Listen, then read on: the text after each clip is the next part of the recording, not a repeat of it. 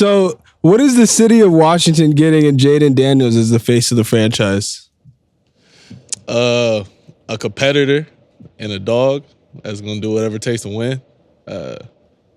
Try to change the trajectory of the franchise. You know, not in year one, but hopefully down the road. You know, it's gonna be a process. So, you know, it's something we're willing to work to. I mean, yeah.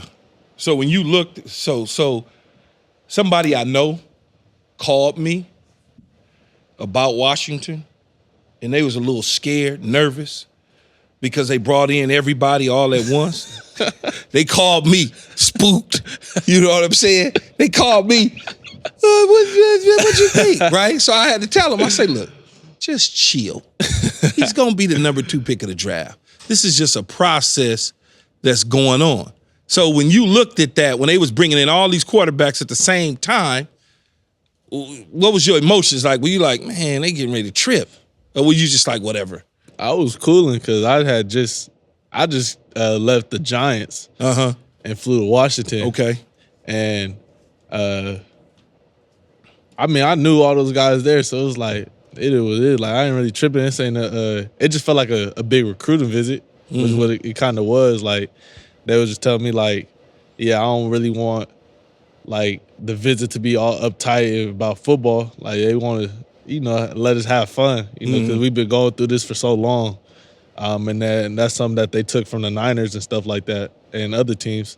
It was just different because it was 4 of the top 5 quarterbacks there, which, you know, kind of blew up on social media. So that's the only thing that was different. But you had already knew him from whatever, college football, 7-on-7 tournaments, Yeah, I've been whatever. knowing them. I mean, I trained with Mike and JJ, all pre-draft. I met Drake last summer, so, like, we was all cool. Yeah. We chilling. Yeah, people was going crazy, right? Some people was going real crazy. Anyway, that would be somebody that I know close to you, but we're going to leave that alone right now. So when you look at the system that y'all potentially could run, this which I don't really love, but I don't know if y'all going to actually run this particular air raid system in Washington. How familiar are you with those concepts and the things that Kliff Kingsbury, the new offensive coordinator, in his past has run, whether it was at Texas Tech or at Texas A&M in college or at Arizona in the pros, and now people assume that he's going to run the same thing at Washington?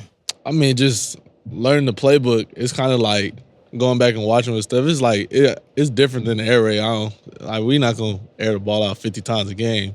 Yeah, y'all gonna lose if y'all. I'm just being honest with you. Like we're not gonna. Like, you gotta have balance. You gonna get the shit beat out of you, and they gonna you don't want that. Yeah. I'm just being honest. But with one thing about Kliff, you know, Kliff is open minded. Yeah, like, he ain't the OC that's like, man, it's my way.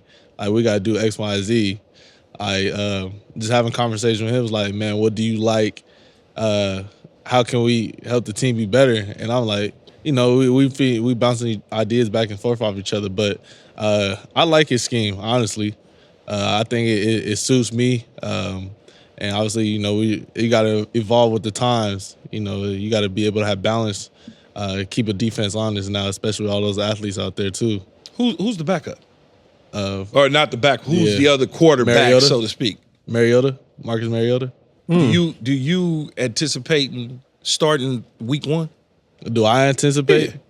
I mean, I'm confident in my abilities, but if that's a decision that they got to make. That's above And me. I ain't asked you. Stop That's what I'm saying. Bullshit, That's the decision. Do you, as the number 2 pick of the draft, anticipate starting?